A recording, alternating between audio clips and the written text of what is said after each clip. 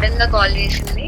ఆ, కాల్ చేసి నేను ఆ అబ్బాయితో వెళ్ళిపోతున్నాను, నువ్వు తప్ప నాకు ఎవరు లేరు, సూసైడ్ లెటర్ లో నీ పేరు రాసి చచ్చిపోతాను అని నన్ను బ్లాక్ మెయిల్ చేసింది. ఏంటమ్మా నువ్వు తప్ప నీకేం ఎవరు లేరా సంబంధం? ప్రపంచంలో సంతకం పెట్టడానికి?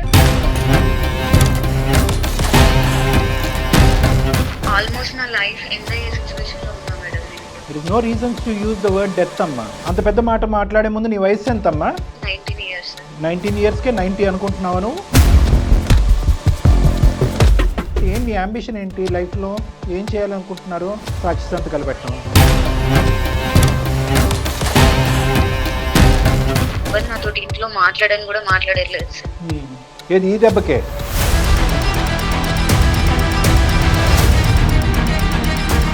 మీ అమ్మాయి ప్రియదర్శిని మాకు ఒక మెయిల్ చేసింది. మళ్ళీ ప్రాబ్లం క్రియేట్ చేసుకుంటాను.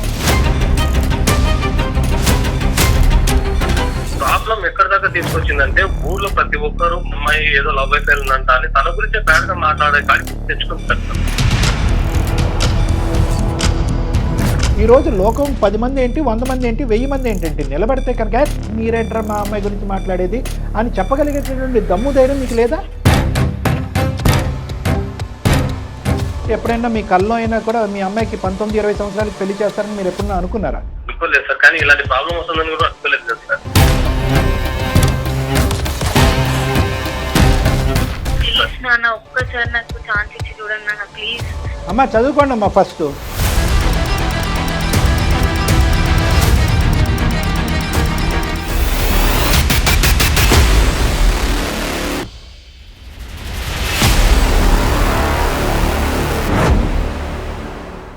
సుమన్ టీవీ అందమైన జీవితం కార్యక్రమానికి స్వాగతం. ప్రస్తుతం మనతో పాటు ఉన్నారు ప్రముఖ సైకియాట్రిస్ట్ డాక్టర్ కళ్యాణ్ చక్రవర్తి గారు. నమస్తే డాక్టర్ గారు. నమస్తే మేడం.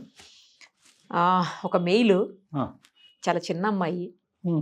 ఇదే చివరి మెయిల్, ఇంక ఇదే నా కమ్యూనికేషన్ లాస్ట్ అన్నట్లుగా మెయిల్ చేసింది. అయ్యో. అతి దారుణమైనటువంటి పరిస్థితిలో ఉన్నట్టు అనిపించింది నాకు. మేడం అది ఏంటి అనేది మీరే డైరెక్ట్ గా మాట్లాడితే Sure, madam. అర్థమవుతుంది. నేను ఫోన్ కాల్ కలుపుతాను. అలాగే మేడం. ఓకే ప్రియదర్శిని సార్ అమ్మాయి పేరు. మేడం.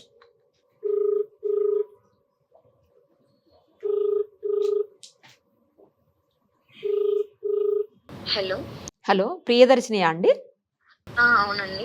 నేను నిరుపమ, సుమన్ టీవీ అందమైన జీవితం కార్యక్రమం నుంచి కాల్ చేస్తున్నాను. మీరు మాకు మెయిల్ చేశారు కదా, అవును మేడం. అది మాట్లాడదామని చేశానమ్మా. మనతో పాటు డాక్టర్ గారు కూడా ఉన్నారు, కళ్యాణ్ చక్రవర్తి గారు. అసలు అంత కష్టమే వచ్చింది, మీరు ఇదే చివరి మెయిల్, ఇంకా నేను ఎవరితో కమ్యూనికేట్ చేయలేనేమో అన్నట్లుగా పెడితే బాధ అనిపించింది. ఏంటి అంత బాధ ఏంటి, అంత కష్టం ఏంటి, ఒక్కసారి చెప్తే డాక్టర్ గారు కూడా వింటారు. Thank you so much madam, first నా మెయిల్ కి రిప్లై ఇచ్చినందుకు. ఓకే అమ్మా. ఆల్మోస్ట్ నా లైఫ్ ఎండ్ అయ్యే సిచ్యువేషన్ లో ఉన్నా మేడం నేను ఇప్పుడు. అంత పెద్ద మాట మాట్లాడే ముందు నీ వయసు ఎంతమ్మా? 19 years. 19 ఇయర్స్కే 90 అనుకుంటున్నావా నువ్వు? కెరీర్ బిల్డ్ చేసుకోవాలని చాలా హోప్స్ తో, చాలా ఎక్స్పెక్టేషన్స్ తో నా లైఫ్ ని టర్న్ చేసుకోవాలని ఇంటెన్షన్ తో నేను ఉండే sir. It is no reason to use the word death అమ్మా. ఓకే, అదొక్కటి గుర్తుపెట్టుకుని మీరు సంభాషించండి. ఎంతసేపు అయినా నేను వింటాను. దయచేసి ఒక నమ్మకంతో మా వరకు వచ్చిన తర్వాత జీవితానికి ఉండవలసినటువంటి విలువలు, వాల్యూస్ చాలా ఉంటుందమ్మా. మీరు 19 ఇయర్స్ అప్పుడు నువ్వు మాట్లాడే ఏజ్లో నువ్వు లేవు అదే కదా అమ్మా. సో నువ్వు దయచేసి అవన్నీ పక్కన పెట్టి ఏంటి నీ కష్టం అనేది డీటెయిల్గా చెప్పండి. ఓకే సార్, నా పేరు ప్రియదర్శిని. మా నాన్నగారు టీచర్, మా అమ్మ హౌస్ వైఫ్. నా 10th మొత్తం మా ఊర్లో కంప్లీట్ అయింది. ఇంటర్ హైదరాబాద్ లో జాయిన్ చేశారు, మంచి కార్పొరేట్ కాలేజ్ లో. ఓకే. ఆ ఇంటర్మీడియట్ లో అక్కడ బిందు అనే ఒక అమ్మాయి నాకు పరిచయం అయ్యి చాలా క్లోజ్ ఫ్రెండ్ గా, బెస్ట్ ఫ్రెండ్ గా చాలా చాలా బాగుండేది. మేము ఎక్కడికి వెళ్ళినా కూడా ఇద్దరం కలిసి వెళ్ళే వాళ్ళం. ఓకేనమ్మా. ఇంటర్మీడియట్ 2nd year లో ఆ అమ్మాయికి ఒక అబ్బాయి పరిచయం అయ్యి తను లవ్ చేస్తుంది.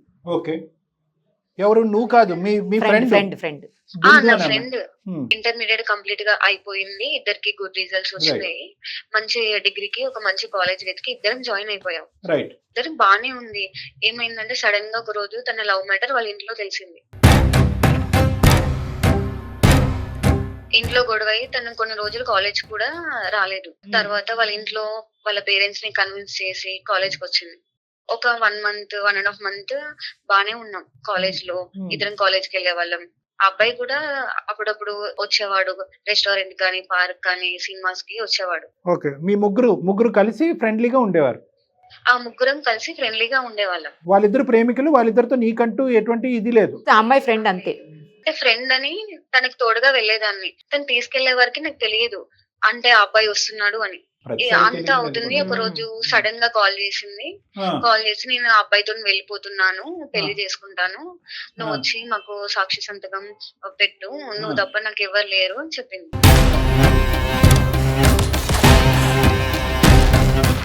ఈ వయసులో ఏంటి మీరు పెట్టే సంతకాలు ఏంటి? సర్లేండి. లేదు నేను రాలేను, మా ఫాదర్ అస్సలు ఒప్పుకోరు, నన్ను చంపేస్తాడు, నేను అసలు ఈ విషయంలో నీకు హెల్ప్ చేయలేను అని చెప్పేసాను తనకి. ఓకే. సో ఫ్రెండ్షిప్ అయితే ఉంటుంది కానీ సంతకాలు గింతకాలు పెట్టను అని చెప్పేసావు. చెప్పేశాను. Okay, nice. తను ఆ టైంలో నాకు నువ్వు తప్ప ఎవ్వరు లేరు, నేను ఆ అబ్బాయిని పెళ్లి చేసుకుంటాను, ఆ అబ్బాయి లేకుండా ఉండలేను, చచ్చిపోతాను అని ఎమోషనల్ గా నన్ను బ్లాక్మెయిల్ చేసింది. సూసైడ్ చేసుకుంటాను, సూసైడ్ లెటర్ లో నీ పేరు రాసి చచ్చిపోతాను అని నన్ను బ్లాక్మెయిల్ చేసింది. ఏంటమ్మా నువ్వు తప్ప ఎవరు లేరు ప్రపంచంలో సంతకం పెట్టడానికి, అయినా కానీ నువ్వు సంతకం పెట్టకపోతే ఆమె చచ్చిపోవటం ఏంటి? నాకేం చేయాలో అర్థం కాలేదు ఆ సిచ్యువేషన్ లో. సర్లే తన ఏజ్ కూడా 18+ కదా అని నేను సైన్ చేయడానికి ఒప్పుకున్నాను. నువ్వు సంతకం పెట్టావమ్మా? పెట్టాను సార్. ఓకే. తన మ్యారేజ్ కి నేను ఆ అబ్బాయి తరపున ఒక 2 ఫ్రెండ్స్ వచ్చారు. ఆ మ్యారేజ్ కంప్లీట్ అయింది, వాళ్ళు నన్ను హాస్టల్ దగ్గర దింపేసినారు సార్. మరి ఇష్యూ ఏంటమ్మా? నెక్స్ట్ డే వాళ్ళ పేరెంట్స్ వచ్చేసి ఈ మ్యాటర్ తెలిసి హాస్టల్ కి వచ్చినారు. మొత్తం గొడవ చేసినారు, ఇంత జరుగుతుంటే నాకేం చెప్పరా అని అడుగుతున్నారు. ఈ మ్యాటర్ అంతా కాలేజ్ దాకా వెళ్ళిపోయింది. కాలేజ్ దగ్గర మా నాన్నగారి నెంబర్ తీసుకున్నారు, డైరెక్ట్ మా ఇంటికి వెళ్ళి గొడవ చేసినారు మా ఊర్లోకి వెళ్ళి.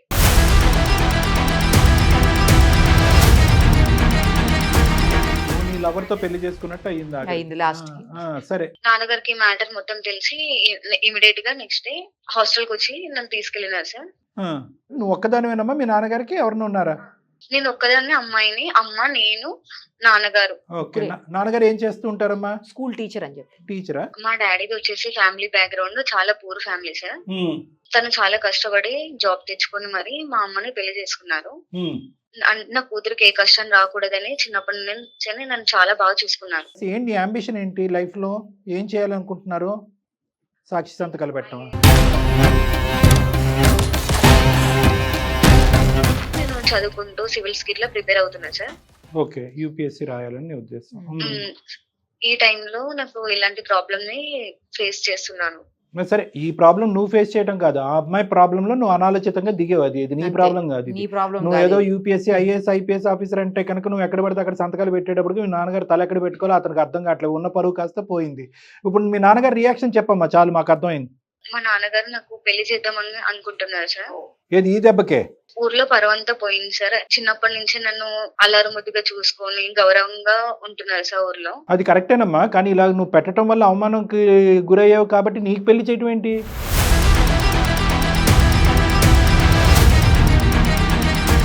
అంటే ఊర్లో ఏమైందంటే సార్, ఇప్పుడు ఆ అమ్మాయి పెళ్లి చేసుకుందని అమ్మాయి కూడా ఎవరో ఒకరు ఉంటారు సిటీకి వెళ్ళింది అని ఒక మైండ్ సెట్ లో ఉన్నారు సార్. సో ఆ అమ్మాయి అలా ఆలోచించింది, ఆ అమ్మాయి స్టెప్ వేసింది కాబట్టి గురుగారు మీ అమ్మాయిని జాగ్రత్త అనేటప్పటికి మీ నాన్నగారు భయపడి చదువు అంతా ఆపేసి పెళ్లి చేయాలనుకుంటున్నారు. అవును సార్. ఎవరు నాతోటి ఇంట్లో మాట్లాడని కూడా మాట్లాడట్లేదు సార్. నాకు పెళ్లి వద్దు ఎంత చెప్పినా కూడా వినట్లేదు సార్. పెళ్లి ఇష్టం లేదు, బాగా చదువుకోవాలి. 19 years చదువుకోవాలని అనుకుంటున్నావు, జస్ట్ ఒక తప్పు. అవును సార్. తప్పు అని కూడా మనం అనలేండి. నీ ఫ్రెండ్ ని కాపాడుకోవాలి, అమ్మాయి సూసైడ్ చేసుకుంటుంది కాబట్టి ఆ ఫ్రెండ్షిప్ ని ఆ ప్రేమను కాపాడుకోవడం గురించి మీరు వెనక ముందు ఆలోచించకుండా నాన్నగారు ఎలా రియాక్ట్ అవుతారని చూడకుండా, ఎందుకంటే నువ్వు సంతకం పెట్టావంటే వాళ్ళు రిజిస్టర్ ఆఫీస్కి వెళ్ళి ఎవరెవరు సంతకాలు పెట్టారని అంటారు. వాళ్ళిద్దరు పెళ్లి అయిపోయింది, వీళ్ళు చేయడానికి ఏమీ లేదు. ఆ తల్లిదండ్రులు వాళ్ళు వచ్చి నీ మీద దుంకారు. ఇప్పుడు ఏంటంటే వాళ్ళ కసి కోపం అంతా కూడా అక్కడ తీర్చుకోలేక నీ మీద తీర్చుకుంటున్నారు. ఇప్పుడు అది కాస్త మీ నాన్నగారి వరకు చేరి పెళ్లి వరకు వచ్చింది. అమ్మ ఉద్దేశం కూడా అదేనా? అవును సార్. ఇప్పుడు వాళ్ళంతా బానే ఉన్నారు సార్, నా లైఫ్ మాత్రమే కొలాప్స్ అయింది. మా అమ్మ ఏమో నేను డాక్టర్ అవ్వాలి అనుకుంది, నాన్నగారేమో ఐఏఎస్ ఐపీఎస్ అవ్వాలని చాలా డ్రీమ్స్ పెట్టుకున్నారు సార్ నా మీద.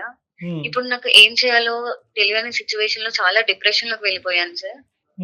ఇలా మీ త్రూ అయినా కాంటాక్ట్ అయ్యి మా నాన్నగారిని కన్విన్స్ చేస్తారని హోప్స్ తో ఉన్నాను సార్. సో 2 things అమ్మ. ఒకటైతే ఇదే ఫస్ట్ అండ్ లాస్ట్ మిస్టేక్, ఇంకేం చేయలేదు. రెండోది ఏంటంటే కనుక అమ్మ నాన్న కూడా ఇద్దరు కూడా పెళ్లి చేయాలని డిసైడ్ అయిపోయారు.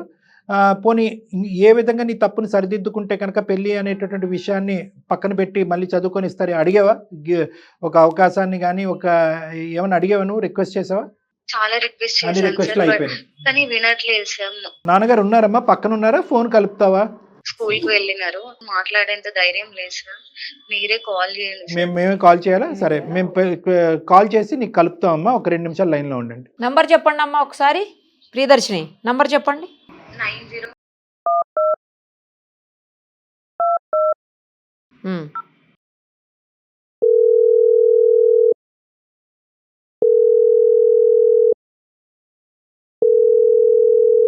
హలో, హలో, రఘు గారేనా అండి?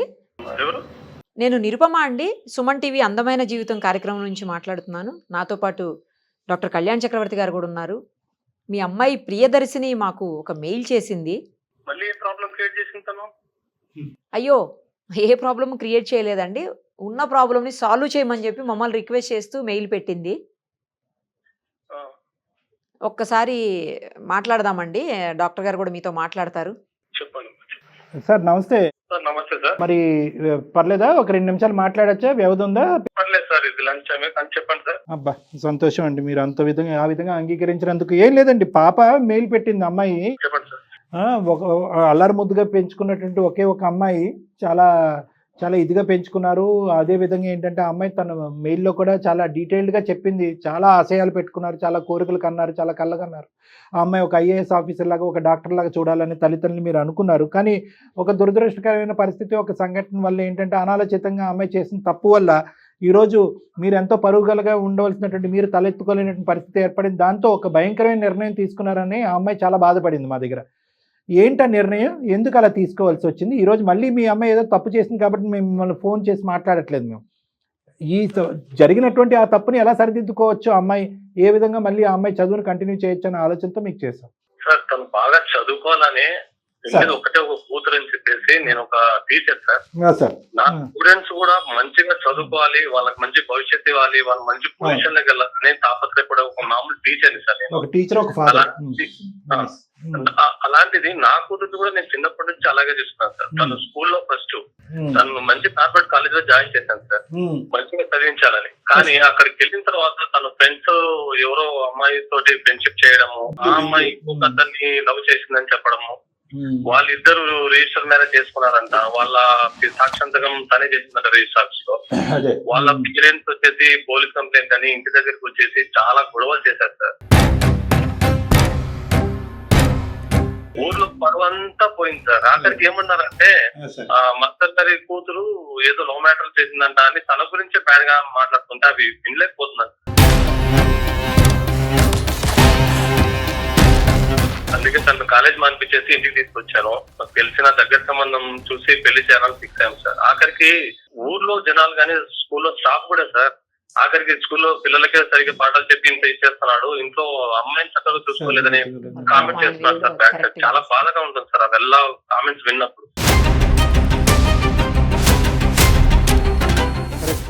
కరెక్టే. మేము ఏమి అనలేము, ఆ విషయం గురించి ఏమనలేము. అలా కాదు సార్, ఒక మాట నేను మాట్లాడచ్చా? చెప్పండి సార్. అమ్మాయి ముందు నుయ్యి వెనకతలు గొయ్యి అనే పొజిషన్లో తను ఉంది.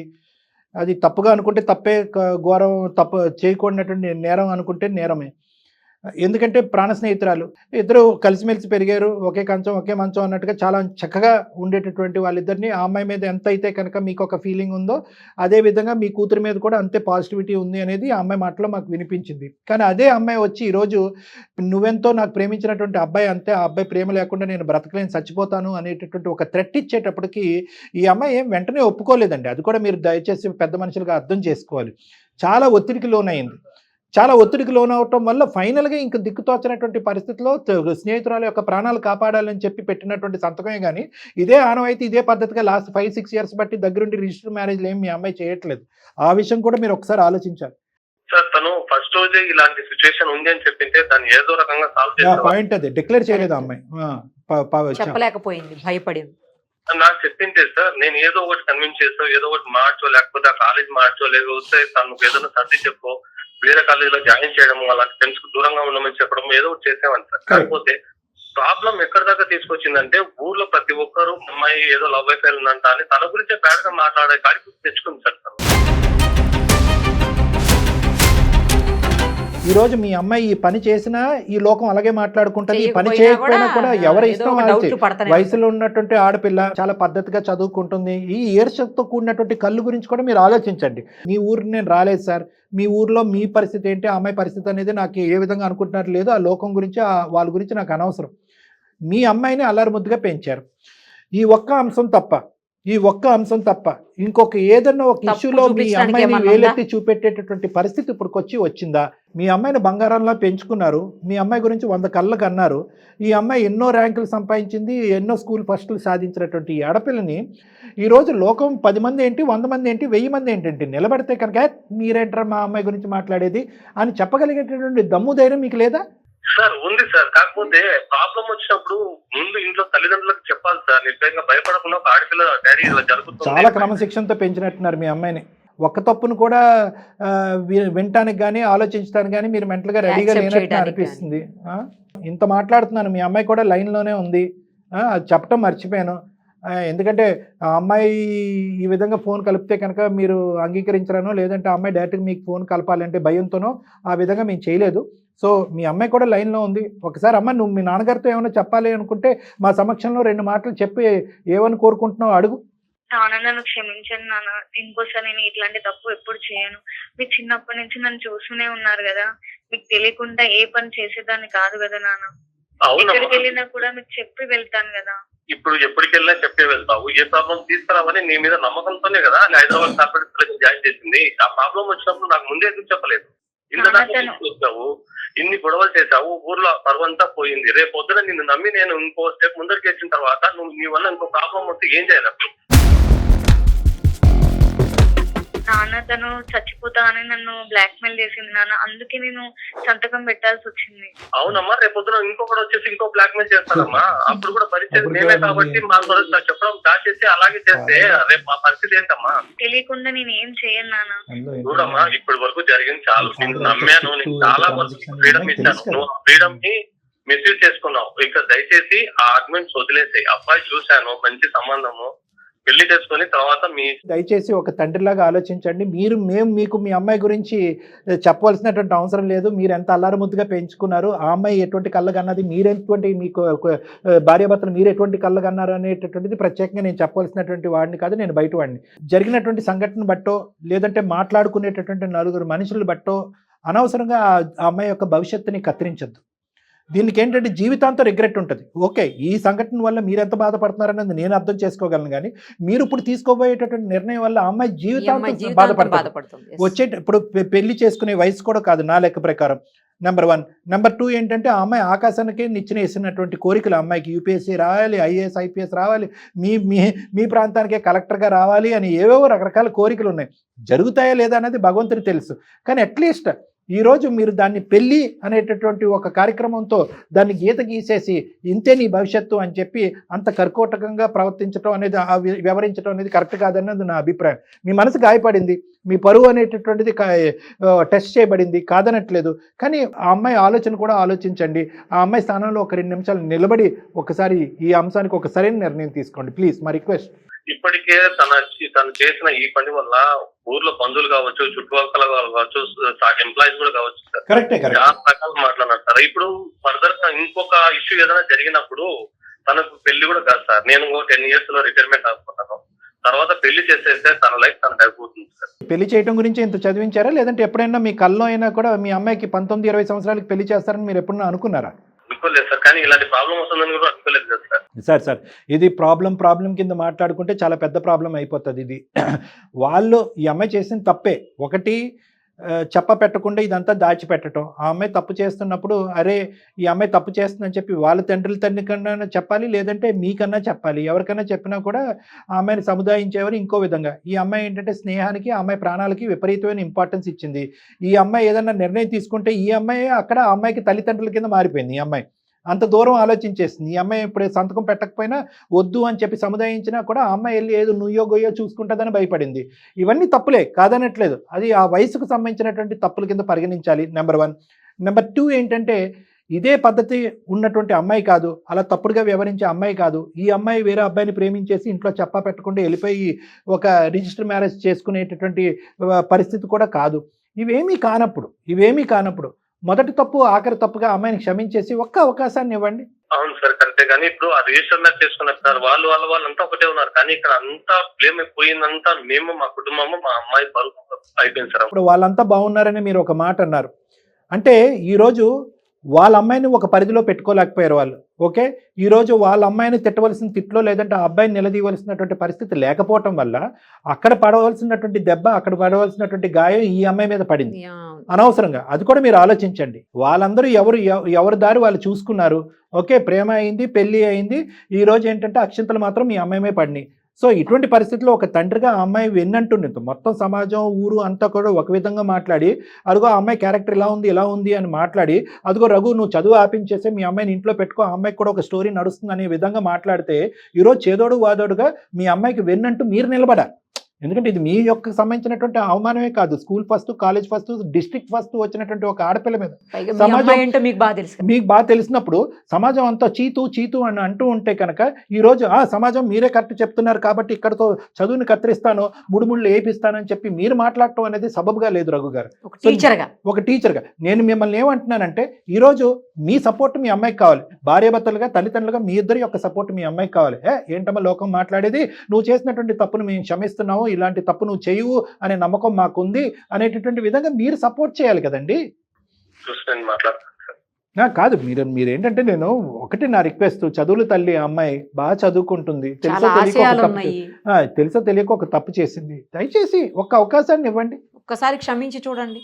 ప్లీజ్ నాన్న, ఒక్కసారి నాకు ఛాన్స్ ఇచ్చి చూడండి నాన్న ప్లీజ్.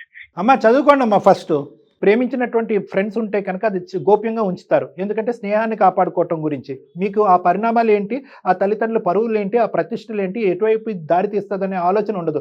ప్రేమను కాపాడాలి, స్నేహాన్ని కాపాడాలి, ప్రేమను కాపాడాలి, స్నేహాన్ని కాపాడాలి అని చెప్పి వాళ్ళు ములుగుతారు. అదృష్టం బాగుంటే వాళ్ళు బాగానే ఉంటారు.